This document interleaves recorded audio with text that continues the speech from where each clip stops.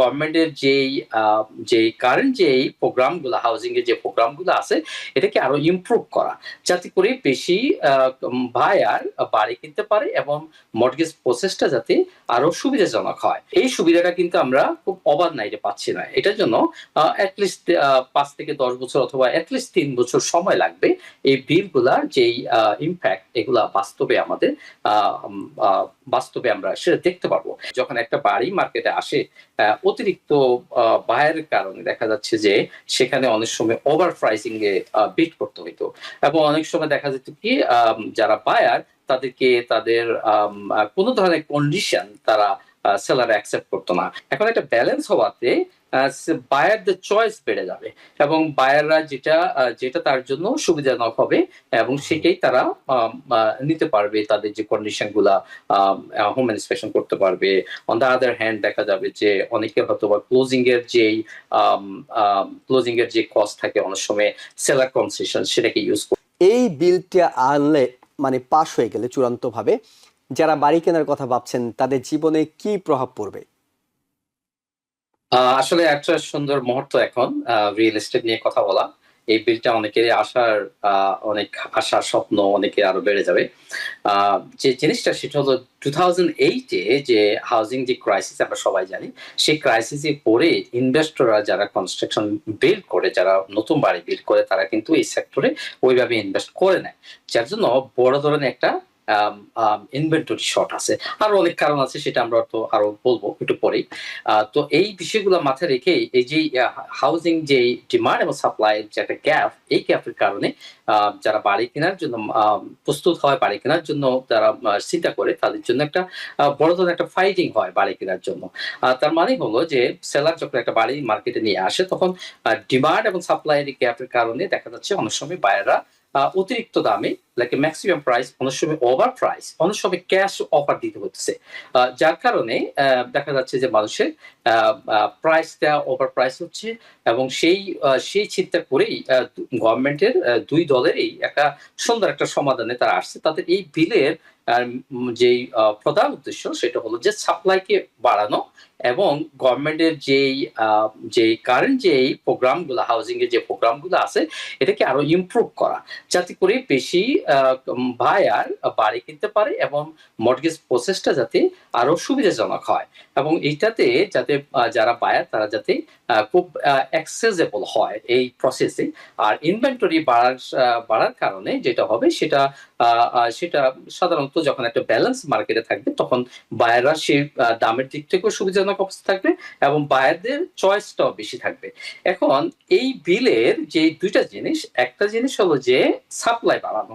এখন এই সাপ্লাই বাড়াতে গেলে সাপ্লাইটা দুইটা জায়গায়, একটা হচ্ছে যারা এক্সিস্টিং হোম ওনার আছে তারা বাড়ি সেল করবে, আর একটা হচ্ছে যে নতুন বাড়িগুলা বিল্ডাররা যাতে করে ইজিলি তারা যাতে করে তাদের যে প্রসেস, যে পারমিটগুলা খুব দ্রুত পাওয়ার জন্য লোকাল এবং স্টেট গভর্নমেন্টকে এটা নিয়ে কাজ করবে।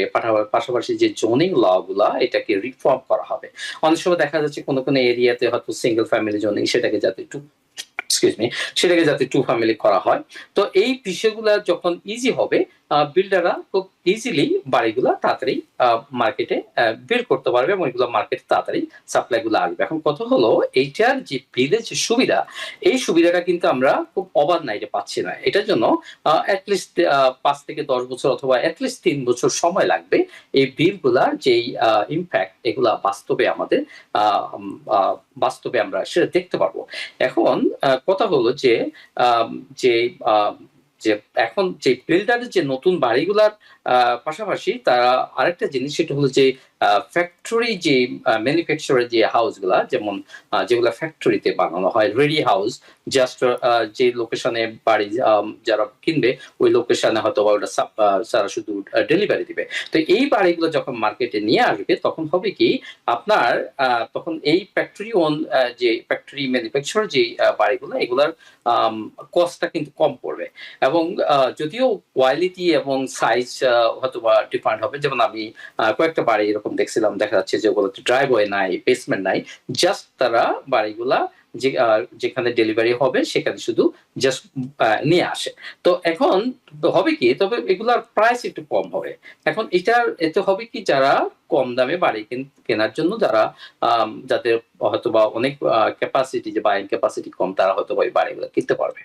এখন আরেকটা বিষয় হলো, আপনার এই যে যে নতুন বাড়িগুলা যে মার্কেটে আসতেছে, মার্কেটে আসার পরে আপনার যে ইম্প্যাক্ট মার্কেটে হলে তখন সাপ্লাই বেশি হবে। সাপ্লাই বেশি হলে আমরা যখন রুট লেভেলে কাজ করি, রুট লেভেল মিনস হলো যে বাইং এবং সেলিং, এটা গভর্নমেন্টের পলিসি, ফাইন্যান্স, ব্যাংক, যারা বিহাইন্ড দ্য সিনে কাজ করে, আর আমরা কাজ করি একেবারে ফিল্ডে সরাসরি বায়ার এবং সেলারদের সাথে।